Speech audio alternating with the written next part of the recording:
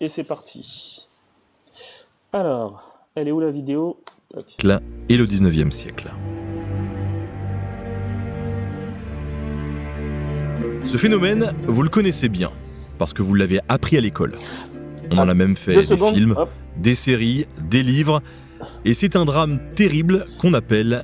Je vais le mettre en x2 quand même, parce que sinon je vais m'endormir, hein. Et vous aussi. Hop, je vais essayer de le mettre en x2.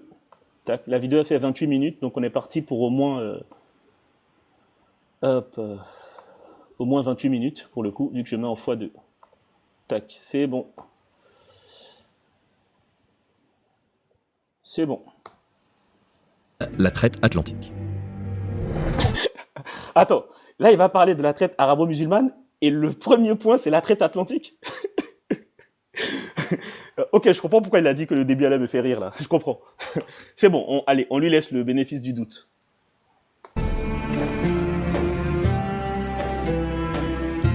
Mais ce qu'on sait moins, c'est qu'au même moment, et même bien avant, une autre traite massive a existé.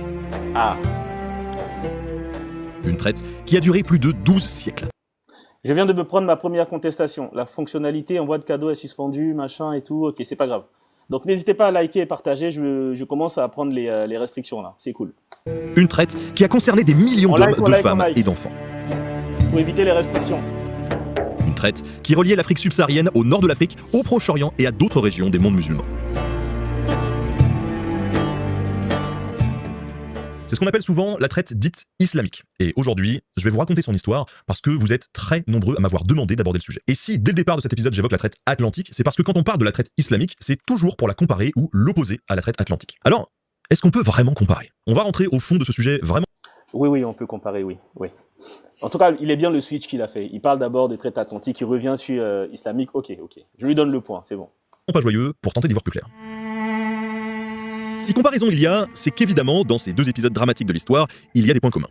Dans les deux cas, il s'agit de la capture, de l'asservissement et de la déportation violente de millions d'hommes, de femmes et d'enfants, souvent originaires des mêmes régions d'Afrique de l'Ouest. Ensuite, ces populations ont été déplacées à travers des espaces immenses, dans des conditions extrêmement brutales.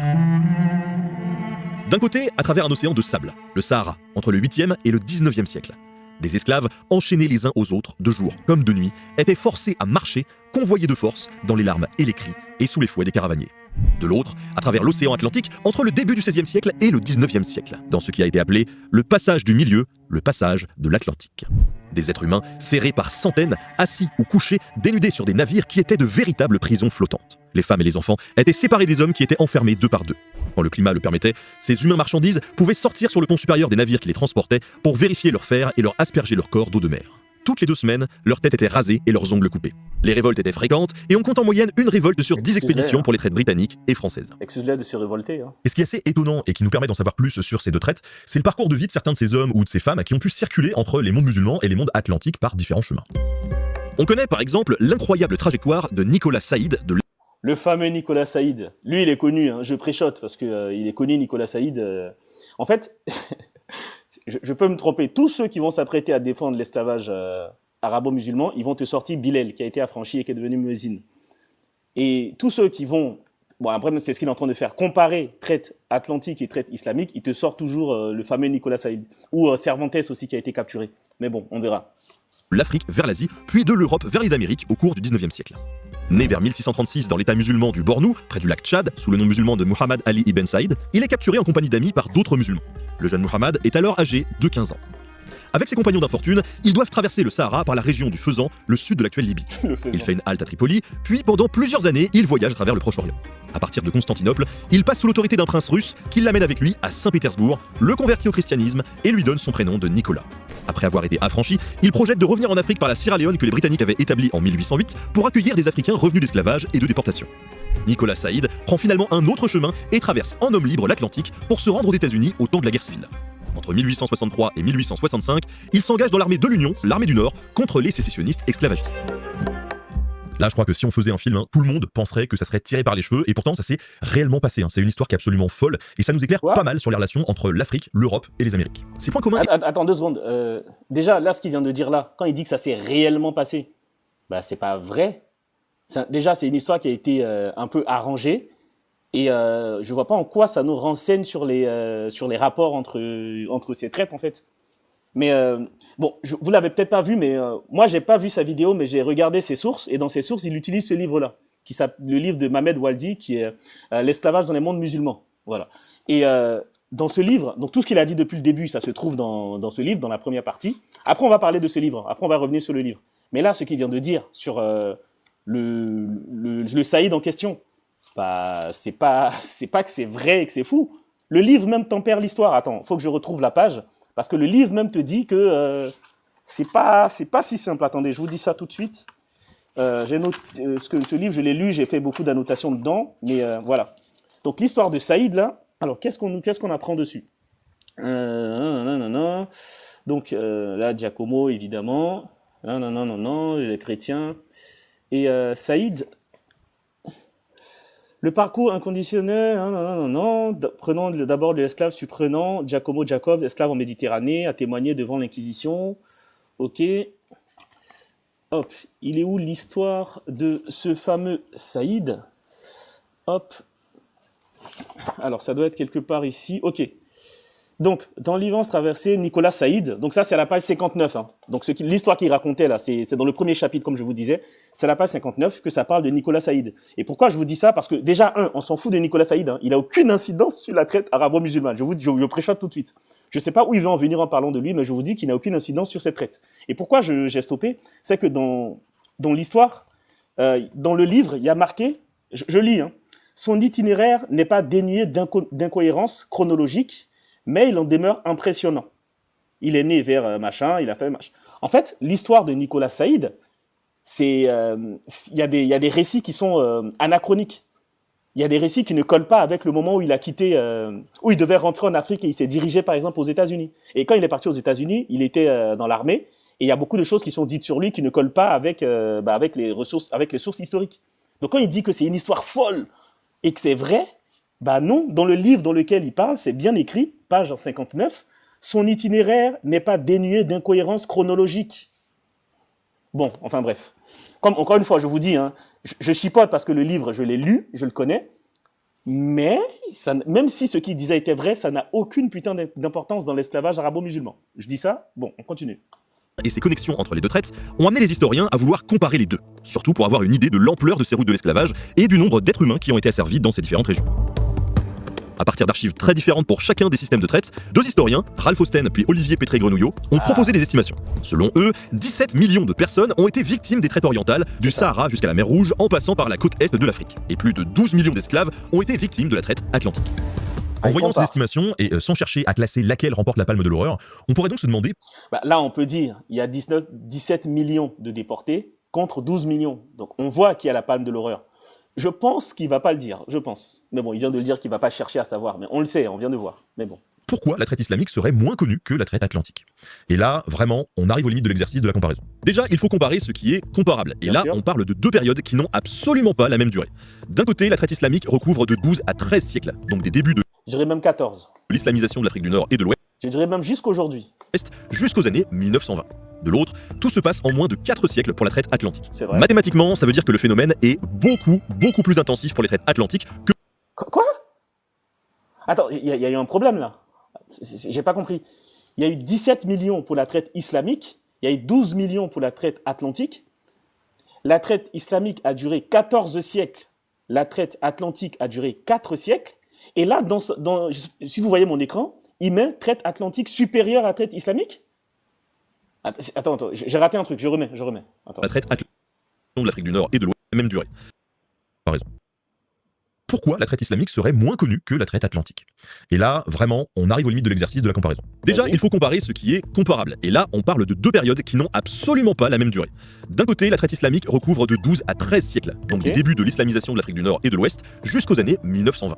De l'autre, tout se passe en moins de 4 siècles pour la traite atlantique. Mathématiquement, ça veut dire que le phénomène est beaucoup plus intensif pour les traites atlantiques que pour les traites islamiques. Ensuite, et c'est un point très important, on ne dispose pas des mêmes archives et des mêmes sources pour chacun de ces sites.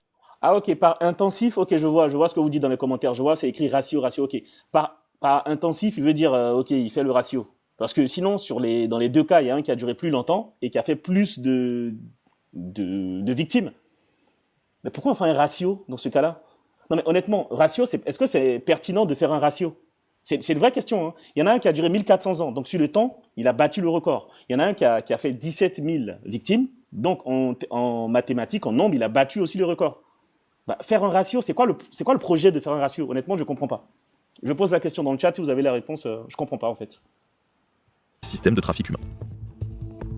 Pour les traites atlantiques, les historiens ont dénombré un total approximatif de 35 000 expéditions entre 1514 et 1866, pour lesquelles ils ont trouvé dans des registres le nombre d'esclaves embarqués, les équipages, les routes empruntées à travers l'Atlantique. Bref, c'est une mine d'or d'informations qui permet d'avoir un éclairage très net sur ce qui s'est déroulé. Pour les traites vers les mondes musulmans, malheureusement, ce n'est pas aussi limpide. Oui, merci dans les commentaires de préciser que le ratio, c'est juste pour pouvoir mettre un supérieur à la traite atlantique, parce qu'il n'y a aucune pertinence.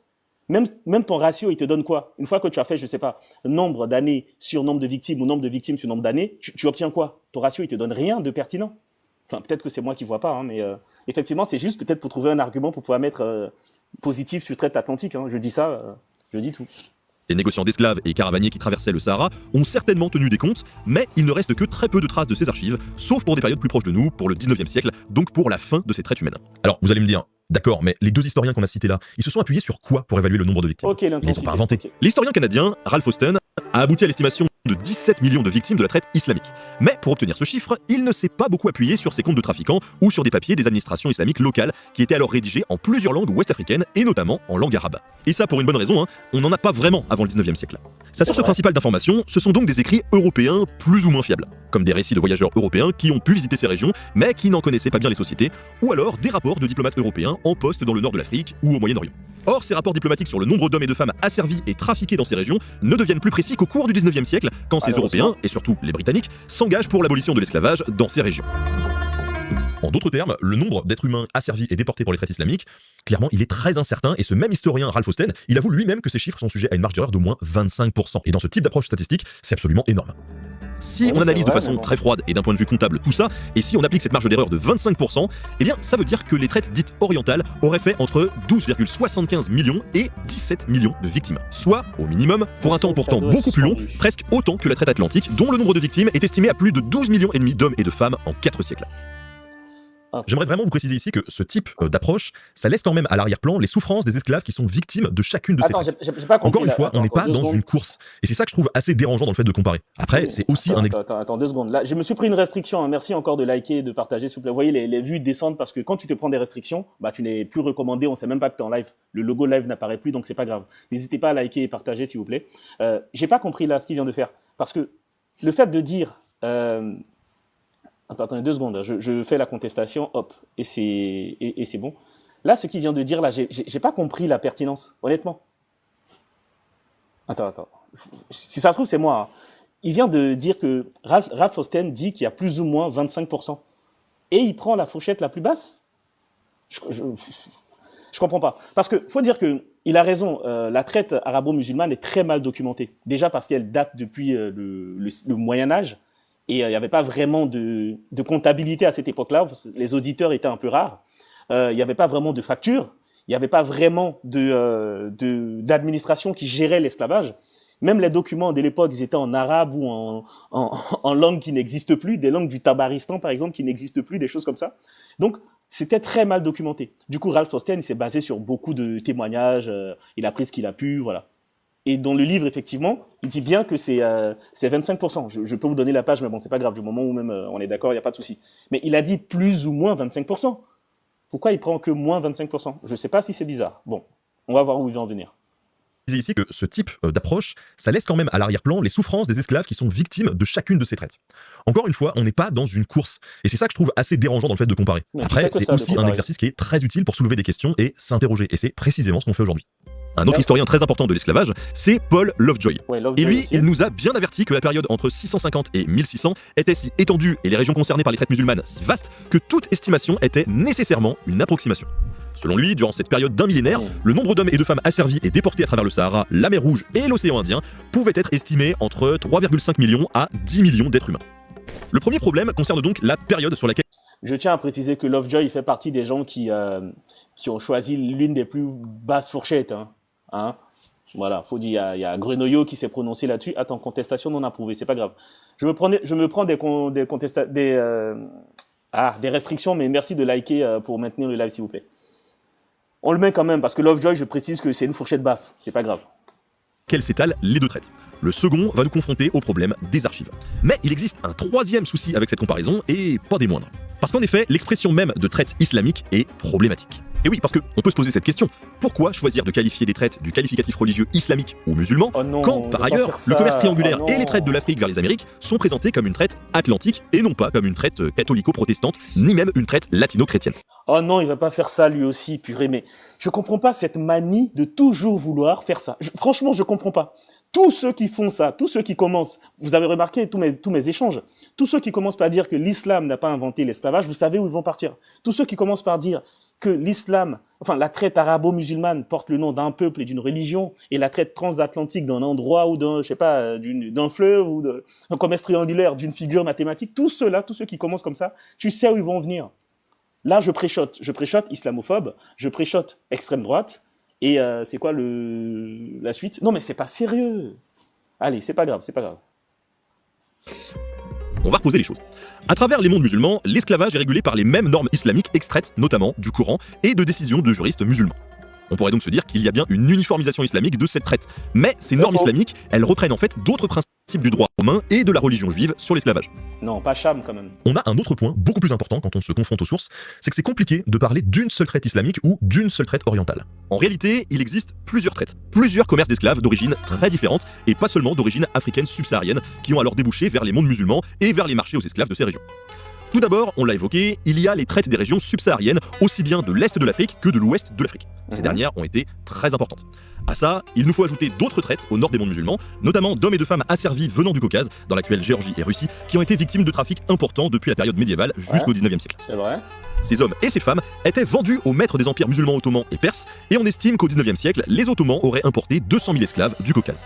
Toujours au nord du monde musulman, la Méditerranée a aussi été une zone d'asservissement et de vente d'esclaves, surtout à l'époque moderne, du XVIe siècle à la fin du XVIIIe siècle, lorsque des puissances musulmanes et des puissances européennes s'affrontaient sur la mer et que des corsaires s'emparaient d'équipages et de passagers des deux rives pour en faire des captifs. Là, il va parler de Cervantes, c'est sûr à 100%. Celui qui a écrit Don Quichotte, c'est sûr à 100%, parce que non seulement c'est dans le livre, et il est connu, c'est comme Saïd Nicolas. Et des esclaves. Durant cette période, des centaines de milliers d'hommes et de femmes européens ont été faits captifs au nord de l'Afrique. Le célèbre écrivain Cervantes, l'auteur de Don Quichotte, en a par exemple fait les frais. Bam, bam, c'est bon. Non, mais c'est évident, hein. Y a pas de... Comment dire? Il n'y a pas de gloire, j'ai pas de gloire à en tirer. Hein. Je suis un prophète, c'est tout ce que j'ai envie de dire. J'ai préchote, je suis un prophète. Non, mais c'est évident, Cervantes, il y a même Giacomo qui l'a pas cité, ça m'étonne, dans le livre il y avait Giacomo, mais il a parlé de Saïd, et là Cervantes c'était évident. Allez. Mais c'est la même chose dans le camp d'en face. Des centaines de milliers d'hommes et de femmes musulmans du nord de l'Afrique et du Proche-Orient ont été faits captifs en Europe.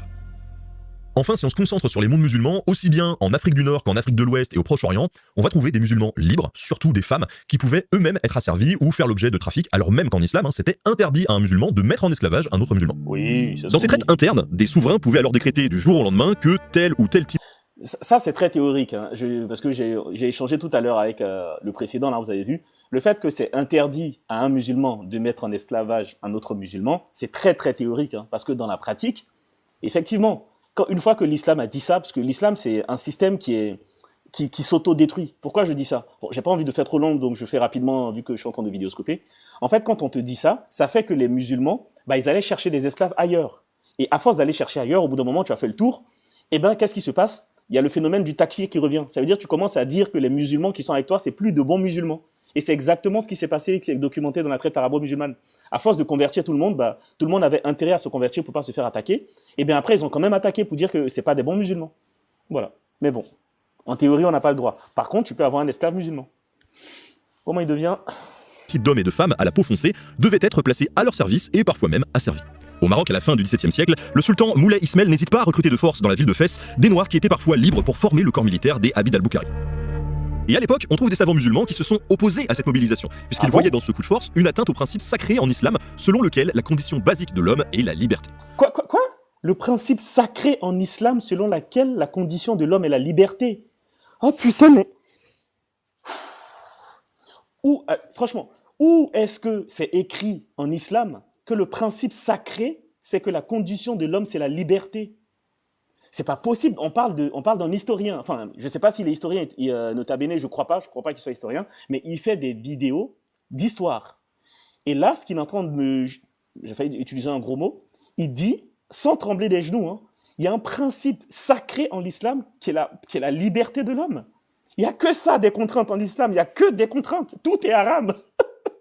Tout est interdit. Pour vous dire, dernièrement, j'ai vu une vidéo là d'un mec qui a fait une vidéo avec les maillots de foot haram.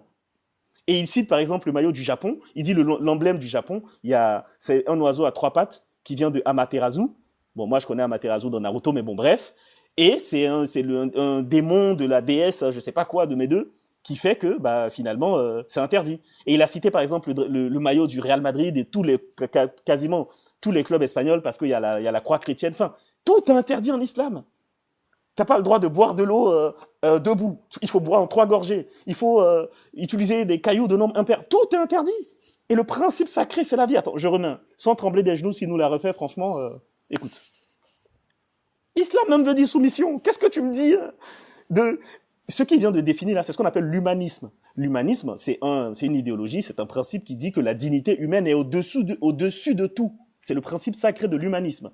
Une religion ne peut pas être humaniste, puisqu'au-dessus, il y a forcément un Dieu invisible. En dessous, il y a un prophète. Donc, la dignité humaine n'est pas au-dessus de tout. Enfin bref. Des Abid al-Bukhari. Et à l'époque, on trouve des savants musulmans qui se sont opposés à cette mobilisation, puisqu'ils voyaient dans ce coup de force une atteinte au principe sacré en islam, selon lequel la condition basique de l'homme est la liberté. Une mobilisation qui ne servira pas à grand-chose. Je tiens à préciser qu'il a dit des savants, mais il a cité aucun savant qui s'est opposé. Aucun. Bon.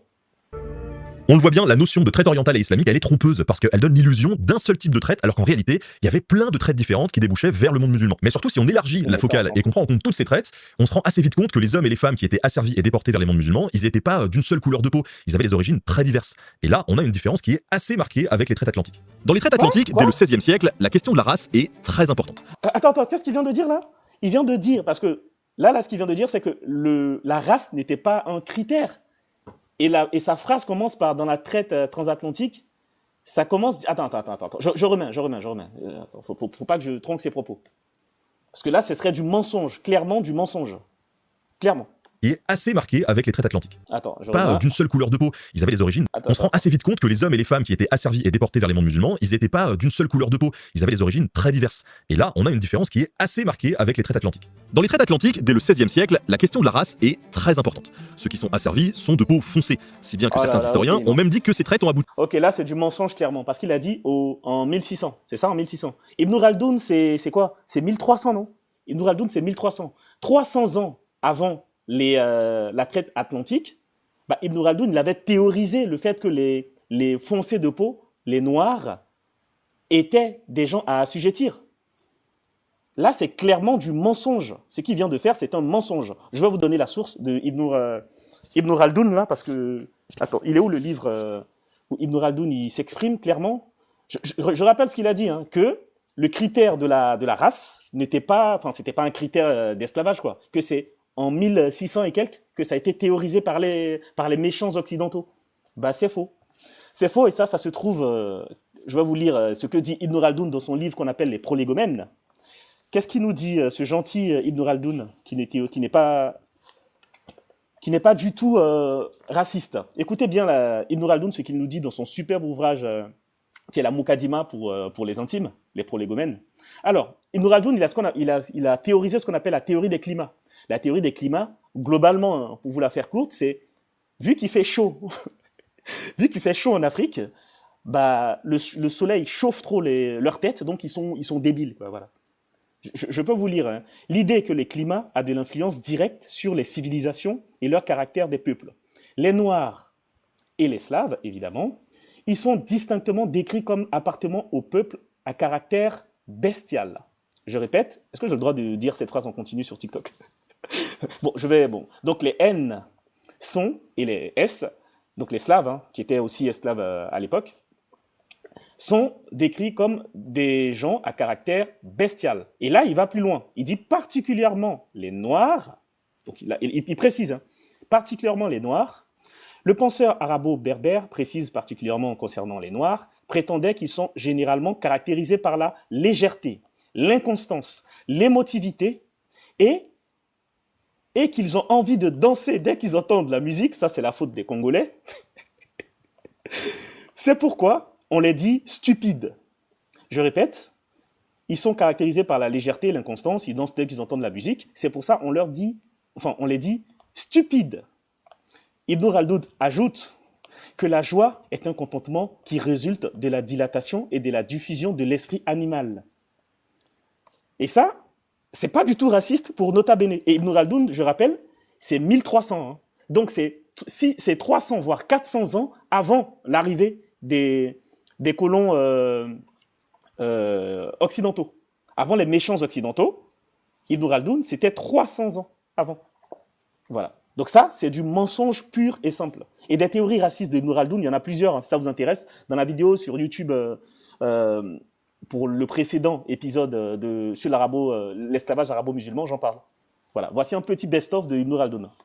Aboutit à créer une race noire en déshumanisant des hommes et des femmes uniquement à partir de préjugés négatifs sur leur couleur de peau foncée. Dans les traites vers les régions islamiques, pour simplifier les choses, la question de la religion était aussi importante, voire plus importante encore que celle de la race. Et c'est vrai que même dans ce contexte, des hommes et des femmes noirs ont aussi été déshumanisés, convoyés et vendus comme des animaux à partir d'a priori tout aussi racistes. Mais le point commun des hommes et des femmes asservis aussi bien en Afrique subsaharienne que dans le Caucase et en Méditerranée, c'est qu'en théorie, beaucoup d'entre eux n'étaient pas des musulmans, ou alors ils étaient considérés comme de mauvais musulmans. Exactement, c'est ce que je disais tout à l'heure, et c'est aussi documenté dans le livre qui lui sert de base. C'est que l'islam dit il ne faut pas asservir des musulmans. Donc une fois que tu dis ça, et que tu arrives avec des armées à feu et à sang, les couilles pleines, parce qu'ils sont frustrés sexuellement, puisqu'ils n'ont pas le droit, enfin bref, eh ben, les gens qui ont peur, ils finissent par se convertir. Et une fois que tu veux m'attaquer, je dis, je suis musulman, m'attaque pas, c'est bon, je suis musulman. À force de dire ça, bah, ils se sont rendus compte que tout le monde s'est converti à l'islam. D'ailleurs, ça fait partie de comment l'Afrique noire s'est islamisée. Mais bon, on y reviendra plus tard si ça vous intéresse. Et bah, vu que tout le monde s'est converti à l'islam, ils ne peuvent plus attaquer n'importe qui, bah, commence le phénomène de la takfirisation. C'est le fait de takfir quelqu'un, c'est de dire oui, t'es musulman, mais t'es pas vraiment musulman, t'es pas un bon musulman, tu n'appliques pas vraiment l'islam. Et donc, ça donne le droit d'attaquer. Voilà. La religion de paix. Les traites vers les mondes musulmans ne concernaient donc pas qu'une ethnie ou un certain type de population. En théorie, il s'agit d'asservir des infidèles, c'est-à-dire celles et ceux qui n'avaient pas embrassé la religion musulmane. Merci, aussi bien des infidèles noirs de peau que des hommes et des femmes dont la peau est brune ou plus claire. Ça, c'est la première grande différence entre les deux traites, et ça vient encore creuser la tombe de l'exercice de la comparaison. Mais on a une deuxième grande... Non, tu as menti, parce que le critère de la race, ils l'ont théorisé 400 ans, voire 300 ans avant. Ibn Khaldun, c'était 300 ou 400 ans avant. Voilà. N'hésitez pas à liker aussi, hein, s'il vous plaît. Je me prends encore des restrictions, là, vous voyez le nombre descend, mais bon, c'est pas grave, on va continuer. Différence. Aux Amériques et dans les mondes musulmans, les hommes, les femmes et les enfants qui ont été asservis et déshumanisés n'ont pas du tout eu les mêmes rôles. Vous êtes sans doute nombreux à savoir que les êtres humains qui ont été déportés vers les Amériques, quand ils survivaient aux terribles traversées de l'Atlantique, étaient forcés à travailler dans des grandes plantations et dans les maisons des maîtres de ces plantations. Ces grandes plantations ont d'ailleurs joué un rôle majeur dans le développement du capitalisme occidental, et il y a donc un lien très fort qui a existé entre esclavage, race et expansion du capitalisme moderne entre l'Europe, l'Afrique et les Amériques. Dans les mondes musulmans, c'est différent. Alors oui, il y a des économies de plantation à grande échelle, mais surtout à partir du 19e siècle dans au moins 2 régions, dans ce qui correspond à l'actuel Nigeria et dans les côtes de l'Est de l'Afrique autour de l'île de Zanzibar. Mais avant de voir apparaître ces plantations, du 9e siècle au 19e siècle... Quoi, c'est tout ce qu'il dit sur Zanzibar? Enfin, non, c'est pas possible, je le laisse. Les esclaves qui viennent d'Afrique subsaharienne, du Caucase ou d'Europe sont forcés d'être employés à des tâches très variées, surtout à des tâches domestiques dans les grandes villes d'Afrique du Nord et du Proche-Orient.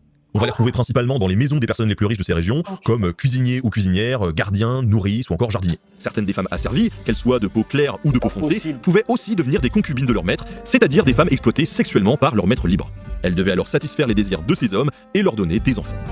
Dans les grandes maisons d'hommes puissants, certains esclaves hommes auront alors pour rôle de protéger la pudeur et de contrôler la sexualité des plus jeunes, et notamment des femmes qui doivent vivre dans ces harems. Ces hommes sont émasculés dans l'enfance et c'est ce qu'on appelle des eunuques. Jusqu'au 19e siècle, ces eunuques pouvaient être originaires des Balkans. Et à partir du 16e siècle, ils viennent surtout de la région du lac Tchad et de ce qui correspond aujourd'hui pour partie au Soudan et à la Nubie au sud de l'Égypte actuelle. D'autres hommes asservis pouvaient, eux, être promus par leur maître libre. C'est tout ce qu'il dit sur les eunuques? Non mais c'est pas possible de dire que ça sur les eunuques. Non, là c'est de la foutaise, là. Tout ce qu'il a à dire sur les eunuques, c'est que c'est des gens qui gardaient les harems et qui venaient de... Ils venaient de l'actuel Soudan, un peu de la Nubie.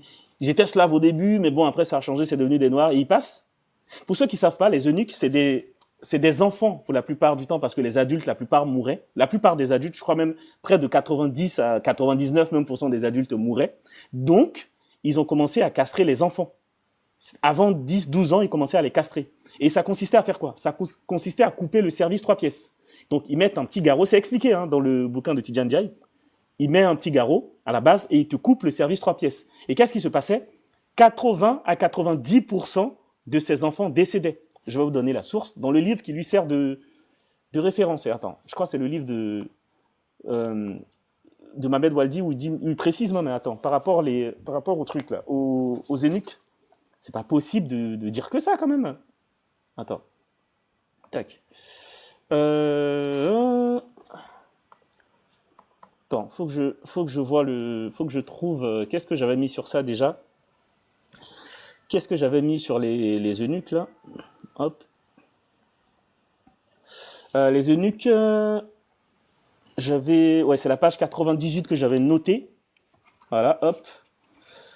Donc là, il a dit une seule phrase sur les eunuques, hein, une seule phrase. Il a juste dit que les eunuques, ils gardaient les maisons, ils gardaient les femmes, c'est tout ce qu'il dit. Et là, c'est le livre qui lui a servi de base, hein, le livre de Mohamed Waldi, c'est ça. Qu'est-ce que Mohamed Waldi nous dit lui-même sur les eunuques? Tac.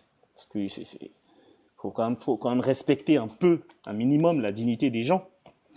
Alors, entre les sur la côte, machin. Faut que je trouve ça, soumettre permission, négocier, surveillité.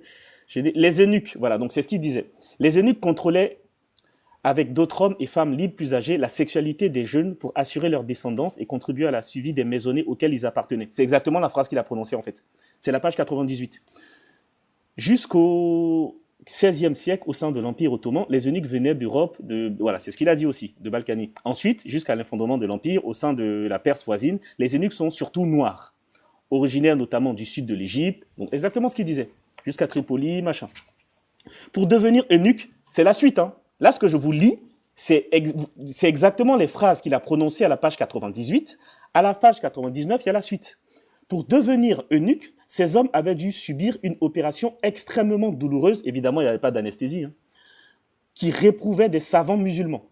Leurs testicules et parfois leur tub étaient tranchés. Seul, écoutez bien cette phrase, seul 1/10 de ceux qui subissaient cette opération survivaient. Ça veut dire que 90% décédaient. 1/10 survivait. C'est ce que je vous disais tout à l'heure. Dans le livre de Tidjane Dia, il est rentré un peu plus dans les détails. Il explique que 1/10 survivait, et même beaucoup plus quand c'était des adultes. C'est pourquoi ils ont commencé à pratiquer sur des enfants. Et les enfants, jusqu'à entre 10 et 12 ans, c'était descendu à 80% même. Et ça, ce que je viens de lire, c'est la phrase qui est juste après les phrases qu'il a prononcées. Je ne sais pas si vous vous rendez compte. Il a prononcé la phrase « Les eunuques contrôlaient, avec d'autres hommes et femmes libres et plus âgés, la sexualité des plus jeunes pour assurer leur descendance et donc contribuer à la survie des maisonnées auxquelles ils appartenaient. » Jusqu'au XVIe siècle, voilà. Il a prononcé toutes ces phrases-là.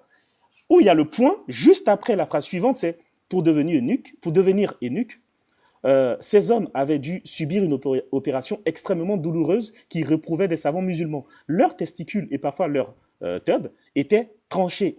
Seul 1/10 de ceux qui subissaient cette opération survivaient. En conséquence, ils étaient plus chers. Vous vous rendez compte? Ça, c'est du mensonge par omission. J'ai même pas envie de dire par omission, c'est juste du mensonge. C'est la phrase suivante. Merci de chier sur nos ancêtres, nota bene. Enfin, sur mes ancêtres, toi, je suppose que tu t'en fous. De grands négociants qui pouvaient donner des fonctions à leurs esclaves qui devenaient alors leurs commis et leurs représentants voyageurs. On retrouve des souverains et des gouverneurs qui pouvaient ainsi leur donner des fonctions de ministres, de généraux ou encore de trésoriers. Mamelouks, c'est ça?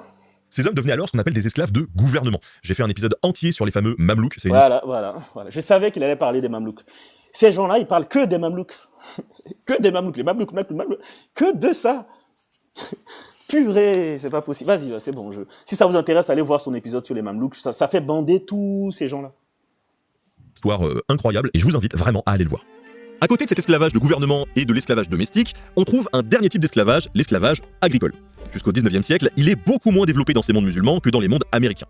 Mais ça ne reste pas pour autant une partie de plaisir.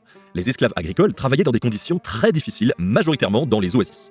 Des humains asservis et des noirs libres ont alors contribué à construire et entretenir des systèmes d'irrigation très étendus et d'une grande complexité dans ces oasis. La culture des palmiers y était particulièrement dangereuse parce qu'il fallait procéder à la pollinisation à la main, c'est-à-dire escalader les arbres munis de cordes, le tout avec un grand risque d'accident, parfois mortel, pour les cultivateurs.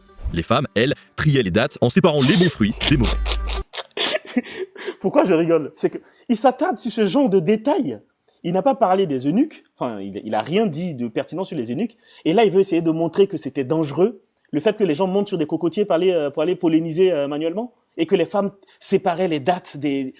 Oh purée. Dire que les esclaves dans les mondes musulmans occupaient pas les mêmes fonctions que les esclaves dans les plantations américaines, c'est pas du tout minimiser la souffrance des esclaves domestiques, des esclaves de gouvernement et des esclaves qui travaillaient dans les oasis. Hein. Je dis pas. C'est exactement ce que tu viens de faire. C'est pour ça que il essaie de, comment dire, d'atténuer. Il vient exactement de montrer que ceux qui étaient dans les cannes à sucre, dans les plantations aux États-Unis, ont plus souffert, donc c'était pire d'être là-bas que d'être en terre musulmane. C'est pour ça qu'il essaie d'édulcorer. Parce qu'il vient de montrer qu'il y en a qui étaient domestiqués, qui étaient à la maison, il y en a qui étaient des ministres, les fameux mamelouks, qui étaient des guerriers respectés, il y en a qui étaient dans les plantations, mais le truc le plus dangereux qu'ils ont eu à faire, c'était de monter sur un cocotier pour aller polliniser. Donc là, et que les femmes, elles criaient les dates. Je sais très bien où ça se trouve, ce qu'il entendait dire là. Je sais très bien où ça se trouve. Mais il dit ça parce qu'il a envie de montrer, en contraste, entre le fait que dans les plantations américaines, les gens souffraient de fou, sauf que là, ça va, c'est gentil, c'est gentil. Merci de montrer ça, comment il s'appelle, Nota Bene, merci de te foutre de mes ancêtres. Allez. Pas du tout que leurs conditions étaient plus enviables, loin de là, jamais. Ils ont été exploités, ils ont été mutilés, Oui. abusés, comme de l'autre côté de l'Atlantique. Oui. Si je prends le temps en fait de vous détailler tout ça, c'est pour mieux comprendre et souligner une autre grande différence entre la traite atlantique et celle à travers le désert du Sahara. Voilà, et c'est cette différence, différent. c'est que les économies Différent. dans lesquelles ces humains ont été asservis et forcés, en réalité, elles sont très différentes. D'un côté, on a des économies de plantation qui, dès le XVIe siècle, vont contribuer à l'enrichissement et à l'expansion du capitalisme européen, et de l'autre, on a des économies domestiques. Non. On a des économies de plantation des deux côtés, sauf qu'en plus, on a des économies domestiques et des fameux mamelouks. Donc, il y a les mêmes pires, sauf que là, il y a en plus les femmes qui sont à la maison avec qui on peut y aller. Voilà, si vous avez compris. C'est ça le truc domestique. Hein. Les femmes, généralement, elles bouffaient. Hein. Gouvernement et d'oasis, qui ont, bien sûr, contribué à l'enrichissement d'élites musulmanes libres, mais pas du tout avec la même ampleur, ni avec la même intensité qu'en Occident. Encore une fois, là, on voit les limites de la comparaison, et c'est marrant, hein, si on peut dire, parce que Très cet marrant. épisode que je vous ai fait Très aujourd'hui, drôle même. c'est très paradoxal, mais on compare pour justement montrer que c'est difficile de comparer. Et c'est pas fini, parce qu'il y a encore une autre grande différence dans les deux types de traite, leur fin et leur disparition. Ok. Du côté de la traite atlantique, les puissances européennes, et surtout les Britanniques, ont essayé de mettre fin à ces traites par des politiques d'abolition. En gros, ils ont tenté de convaincre de mettre fin aux ventes d'esclaves, et progressivement, ils ont interdit purement et simplement la possession d'esclaves, aussi bien en Amérique qu'en Europe et en Afrique. Le 19e siècle est donc assez souvent perçu, d'un point de vue occidental, comme le siècle des abolitions. D'après l'historien canadien Paul Lovejoy, la traite transatlantique a été réduite à ce moment-là de plus d'un tiers par rapport au 18e siècle. Mais Il en parle pas, mais le bateau qu'il montre là, c'est à l'époque où c'était au 19e siècle où on pouvait avoir des clichés. Mais il dit pas ça vient d'où cette image. On va revenir là-dessus. au sein du continent africain, Tout à l'heure. c'est un peu l'inverse qui s'est passé. Ce siècle, c'est surtout celui du regain des traites d'esclaves à partir des régions sahariennes et de l'Est de l'Afrique. C'est 442 000 Africains de l'Est qui sont vendus dans l'océan Indien. 492 000 autres qui sont forcés à quitter les régions éthiopiennes pour franchir la mer Rouge. Un nombre plus important encore qu'au siècle précédent. Vers l'ouest des mondes musulmans, 1,2 million d'esclaves sont transportés vers l'Afrique du Nord, Égypte C'est ça, comprise, c'est vrai. notamment par la vallée du Nil. Alors pourquoi ce regain de la pratique dans ces régions ? Dans l'ensemble de l'Afrique de l'Ouest, dans la seconde moitié du XVIIIe siècle et surtout au cours du XIXe siècle, des grands mouvements de réforme islamique, des mouvements de djihad, sont lancés suivant des principes moraux et dans une volonté de retour aux sources de l'islam, notamment pour mettre fin à l'asservissement de musulmans par d'autres musulmans. Ces mouvements de djihad vont alors aboutir à l'asservissement et à la vente de non-musulmans, mais aussi, comme on l'a dit, à ce qu'on considère comme des mauvais musulmans. Voilà, c'est ce qu'on disait. Une fois que tu as fini de vendre ceux qui ne sont pas musulmans et que tout le monde se convertit à l'islam, tu es obligé de vendre des musulmans aussi, parce que l'esclavage, c'était très juteux. Hein. En fait, au moment même où la traite atlantique reflue, l'esclavage devient, aux mains de ses leaders, une arme politique servant à détruire des factions rivales indépendantes. Ça permet aussi de s'emparer d'une main-d'œuvre qu'on peut utiliser comme on veut. Et c'est Donc là, je préchote, hein. Je coupe rapidement, parce que vu ce qu'il est en train de dire là, on a compris que au 19e siècle, c'était les mouvements abolitionnistes. Donc les Européens, menés par la France et la Grande-Bretagne, principalement au Maghreb, je ne sais pas s'il va le dire, c'est eux qui ont demandé l'abolition. Les Français étaient un peu plus véhéments, ils ont même créé des villages des affranchis. Par contre, les Britanniques, ils gueulaient beaucoup, mais dans les faits, ils laissaient un peu passer, comme à Zanzibar, comme en Nubie. Voilà, ils laissaient, même en Égypte, je crois, quand c'était sous protectorat britannique, si je me trompe pas, ils laissaient passer 2-3 trucs. Mais c'est quand même de là que viennent les abolitions. Sauf qu'à ce moment-là, c'est là où il y a eu le regain dans les mondes musulmans. Donc s'il doit comparer, on est d'accord que là, c'est quand même pire, là. On va voir. C'est comme ça qu'on a des milliers d'esclaves qui sont exploités au cours du 19e siècle dans les grandes plantations du califat de Sokoto qui correspond à l'actuel Nigeria. L'autre raison de ce regain d'esclavage, cette fois vers l'est de l'Afrique, c'est que ce territoire qui aujourd'hui correspond à peu près à l'actuel Soudan est au cours du 19e siècle la cible d'une politique impérialiste égypto-ottomane puis britannique. Le gouverneur ottoman d'Égypte, Mohammed Ali, fort d'une armée modernisée, lance une première vague de conquête en 1820 de la région. Ces premières conquêtes sont suivies du recrutement forcé de milliers de Soudanais qui devaient venir renforcer les nouvelles armées du gouverneur. L'objectif, les mobiliser dans des projets d'exploitation agricole et industrielle en Égypte. Des centaines d'hommes et de femmes périssent alors de faim et de déshydratation en raison de la chaleur sur les chemins qui les amènent vers l'Égypte.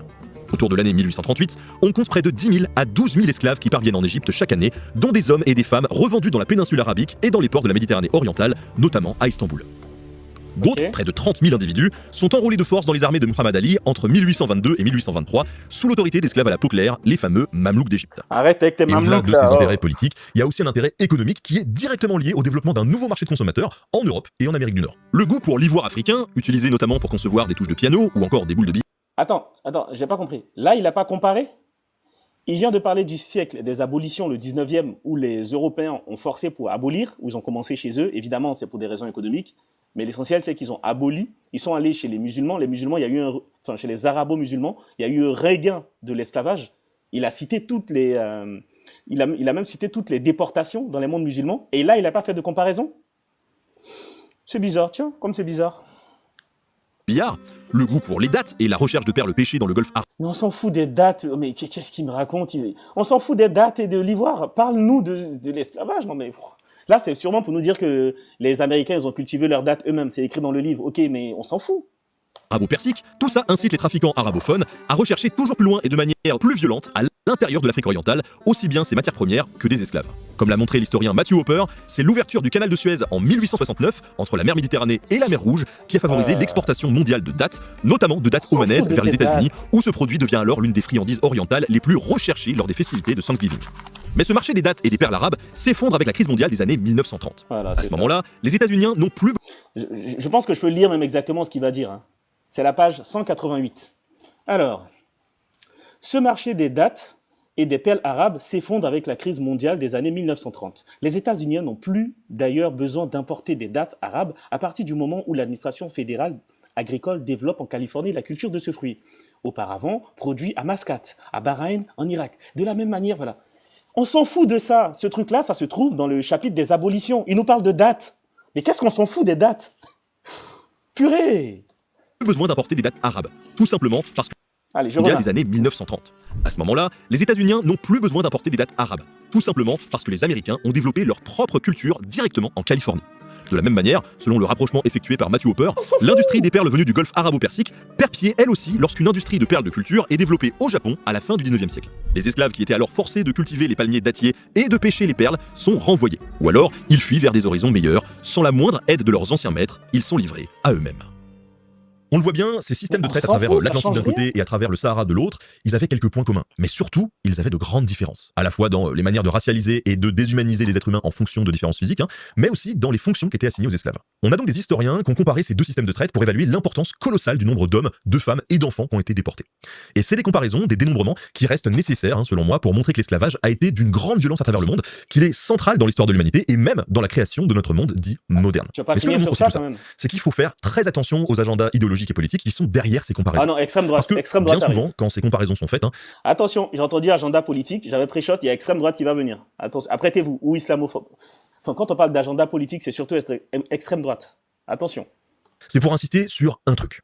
Les Occidentaux sont pas les seuls à avoir asservi des Africains et des Orientaux, et eux aussi ont été impliqués dans des traites, même que selon certains, ça serait pire. Mais là, dans ce cadre-là, c'est un non-sens absolu, parce que comparer les deux, c'est pas aboutir à un vainqueur du plus gros esclavagiste. Cette comparaison, elle doit en rien réduire les souffrances liées aux traites atlantiques et transsahariennes, et elle ne doit pas disculper ni les uns ni les autres de ces violences contre des millions d'êtres humains. D'autant que parmi ces hommes, ces femmes et ces enfants, il y en a aussi beaucoup qui étaient des musulmans. Voilà, j'aimerais remercier Mohamed Waldi. Ok, il a pas dit extrême droite, je retire.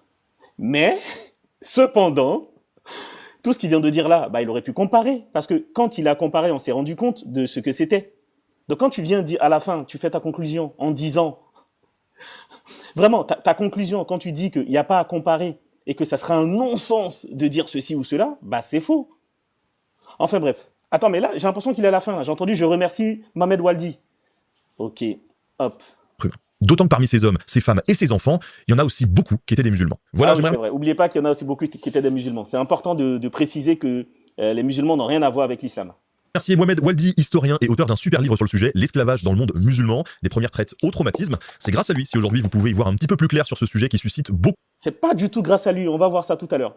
Je vais faire comme la première vidéo que j'ai faite pour Histoire Crépus, ça va être en 2 parties. Donc là, je vais dire ce qu'il a oublié, et en deuxième partie, on va parler du livre de Mohamed Waldi. C'est très important, c'est pas grâce à lui qu'on a la bonne information. Hein. Beaucoup de fantasmes, donc je vous invite une nouvelle fois à aller voir mon épisode sur les Mamelouks si ça vous tente. On s'en fout de tes Mamelouks. Nota bene, salut. Avant de vous laisser à votre épisode... Non, mais va te faire foutre avec tes Mamelouks. Je suis désolé, mais j'en peux plus de ces Mamelouks là. Non mais, j'ai l'impression que ça le fait, je sais pas. Les Mamelouks. Alors, qu'est-ce que je voulais vous montrer? Tiens, attendez, hop, voilà. Alors, 2 secondes. Je voulais vous montrer un truc parce que j'avais pas vu sa vidéo, mais ce que j'avais vu, c'était ça. C'était ses sources. Je sais pas si vous voyez bien mon écran, j'ai pas le retour. Et dans ces sources, qu'est-ce qu'on remarque? Dans ces sources, pour un sujet aussi important et j'ai pas envie de dire clivant parce que c'est clivant que pour ceux qui veulent pas voir la réalité, mais un sujet aussi important et clair que la traite arabo-musulmane, regardez ces sources. Donc, merci à Mohamed Waldi, historien pour sa... Donc, il parle de ce livre-là, hein, L'esclavage dans les mondes musulmans. Ensuite, iconographie, machin, donc là c'est de la pub, sommaire, pub. Alors, source en description, très bien. Qu'est-ce qu'on a dans la source? Pub.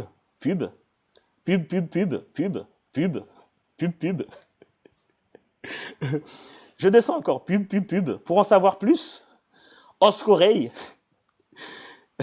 Non, je rigole parce que j'ai regardé tout ça. Hein. J'ai pas vu une seule fois une vraie source. Hop, Oscorey, le captif de Malte, qui n'a rien à voir avec la traite arabo-musulmane, jusque-là. Les mondes de l'esclavage, qui n'a rien spécialement à voir avec la traite arabo-musulmane, peut-être qu'il prend un chapitre dedans. Captif et corsaire, l'identité française, esclavage en Méditerranée, qui n'a rien à voir directement avec la traite arabo-musulmane. Monsieur Grenet de Tripoli, bon, c'est Tripotoli peut-être, ou Tripoli. Non, je sais que c'est la capitale de la Libye, hein, calmez-vous. Hein. Le soleil en mer, maritime, algérien, galérien et la France, machin, qui n'a rien à voir spécialement avec la traite arabo-musulmane. Voilà. Donc, son sujet, qui est la traite arabo-musulmane, sa seule source, c'est Mohamed Waldi. On va parler de ça. Mais avant de parler de ça, je vais relancer le live parce que j'ai pris trop de restrictions, c'est chiant. Quelques critiques à faire. Donc la première critique, c'est le fait qu'il ait utilisé une seule source. Utiliser une seule source, c'est pas du travail scientifique. Utiliser une seule source, c'est de l'anti-science. Parce que tu prends un seul point de vue, donc ta vidéo ne vaut rien. Ça, c'est la première chose. La deuxième chose, sa source, donc la source qu'il a utilisée dans sa vidéo, c'est l'esclavage dans les mondes musulmans de Mohamed Waldi. Mohamed Waldi, je disais, c'est un musulman. Pourquoi je dis ça?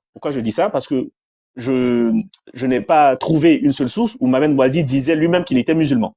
Mais pourquoi ça me permet de dire musulman? Parce que moi, j'ai l'habitude de dire, hein, quand ça a une tête comme un chien, des poils comme un chien, une truffe comme un chien, une queue comme un chien, et que ça fait waf waf comme un chien, c'est que c'est un chien.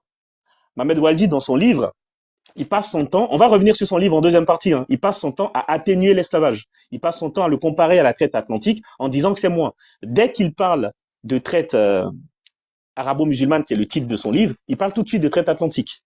Il a quand même dit que l'islam n'a pas créé l'esclavage. Il a aussi dit dans son livre que l'esclavage, c'est pas que l'islam, c'est aussi les autres religions. Il passe son temps exactement à tenir les propos des musulmans. Il n'a pas critiqué une seule fois le fait que l'islam soit en accord avec l'esclavage. Bon, il y a plusieurs choses à dire là-dessus. Je peux me tromper, mais de ce qu'il laisse paraître dans son livre, il est musulman. Il a quand même dit dans son livre, qui est un travail historique, le Coran est un livre saint, le livre saint des musulmans. Il a dit des trucs genre les hadiths. Il parle de hadiths dans un livre historique. Enfin bref, donc sur ces éléments, nota bene qui s'appuie que sur ce livre-là de quelqu'un que je viens de dépeindre, c'est de l'anti-science, c'est pas du travail historique. La deuxième chose encore, nota bene, il fait sa vidéo où il parle de l'esclavage arabo-musulman. Les pionniers de l'esclavage arabo-musulman, si là tout de suite vous tapez esclavage arabo-musulman, livre, vous allez tomber sur Tidiane Diaye tout de suite. c'est le génocide voilé de Tidiane Diaye, qui est une référence sur le sujet. Vous allez tomber aussi sur le livre de Malek Chebel. Vous allez tomber sur le livre de le livre de Aurélia Michel. Vous allez tomber aussi sur le livre de Mohamed Waldi. Et donc, déjà, les 4 livres que je viens de vous citer vous permettent de vous faire un avis. Nota bene, il a pris qu'un seul livre. Et vous vous rendez pas compte, il a pris le pire. Il a pris le pire des livres. Pourquoi? Parce que c'est comme si je vous disais, faites un documentaire, je sais pas, sur le football avant les années 80, je sais pas. Et vous faites un documentaire sur le football avant les années 80, et vous ne parlez pas de Maradona, vous ne parlez pas de Pelé, vous parlez de Jean-Michel Pitou, qui a marqué un retourné en district. Vous me parlez de... Non mais sérieusement, donc vous avez vu son documentaire, vous avez vu sa vidéo. Il nous parle de Nicolas Saïd. Nicolas Saïd, il n'a absolument aucun impact dans l'esclavage arabo-musulman. Rien, tout le monde s'en fout. Il en a parlé fièrement. Il nous a parlé des esclaves qui étaient domestiques, des esclaves qui étaient dans les champs. Il n'a rien dit de pertinent là-dessus. En fait, il a suivi il a suivi le plan de ce livre-là. Il a suivi le plan qui est là. Mais on va y revenir tout à l'heure quand on va parler de ça. Voilà. Bon, je préchote en même temps, je vous dis. Déjà, le livre de Mohamed Waldi qui parle de l'esclavage arabo-musulman, son premier point, c'est l'ombre de la traite atlantique. Il parle de la traite atlantique. Et juste après, il parle de l'idée de traite orientale, entre guillemets. Traite atlantique, c'est pas entre guillemets. Traite orientale, c'est entre guillemets. C'est ça qui est sa source. C'est ça qui est sa seule source. Donc, le mec, il parle de ça, il ne cite même pas le livre de Tidiane Diaye, il n'en parle pas du tout. Il parle pas des eunuques. Les eunuques, c'était la grosse différence avec l'esclavage transatlantique. Et ce point-là qui est majeur, je répète, ce point-là, il est majeur. Il n'en a pas parlé. C'est grave de faire un travail comme ça. C'est du travail bâclé. Tu peux pas traiter ce sujet-là et ne pas parler de Tidiane Diaye. C'est impossible. Il se base sur ce livre-là, qui, encore une fois, est nul. Et là, je vais le démontrer tout à l'heure. Je vous dis, je vais le démontrer tout à l'heure. Un livre dans lequel c'est clairement ce qu'un gouvernement maghrébin ou arabo-musulman aurait pu produire. Il ne parle pas vraiment du sujet, parce que la chose horrible, qui est la castration, où 80 à 90% des gens décédaient, c'est marqué dans le livre, il n'en parle pas. Voilà. Il parle des futilités. Et pour finir, il finit par dire quand même dans ce qu'on remarque dans ce qu'il dit, c'est que l'esclavage arabo-musulman, c'est pas si si ouf, enfin c'est pas si grave quoi. Il y a le bon et le mauvais esclavage. Sa vidéo, elle vaut elle vaut le niveau, enfin je sais pas, elle est au niveau de celle d'Histoire crépue ou pire. Je sais pas comment la classer. Honnêtement, dans les commentaires, dites-moi, vous la mettrez au niveau d'Histoire crépue au-dessus ou en dessous? Moi, je la mettrais vraiment en dessous, parce que Histoire crépue, elle est nulle. Non, je dirais au-dessus quand même, parce que Histoire crépue, franchement, c'était vraiment les bas-fonds, là. Moi, je dirais qu'il est un cran au-dessus. Tu dis en dessous? Non. Moi, j'aurais dit au-dessus quand même. Au-dessus, ouais. Parce que Histoire crépue, on est vraiment dans les profondeurs, là. On est dans les abysses. Donc là, je dirais que ça, si Histoire crépue a 1 sur 20, lui, il a 2 sur 20. Voici ce que j'avais à dire comme critique. Et la plus grosse critique, c'est qu'il ne parle pas non seulement de la grosse différence, qui est le fait que les gens étaient émasculés, 90% dans le livre, hein. J'ai donné la page tout à l'heure, hein, 90% des gens décédaient. Et il n'a pas été capable d'en parler. Sa vidéo, elle est nulle. C'est 2 sur 20. 2 sur 20 si Histoire crépue, c'est 1. Parce que si Histoire crépue, c'est 0, lui, c'est 1. Il est vraiment un cran en dessous, pas au-dessus, pardon, pas plus. Enfin bref, donc là, c'était mon avis sur la vidéo. Maintenant, on va parler de sa source. Parce que c'est important, ce livre-là. C'est l'ouvrage de Mohamed Waldi, qui est historien.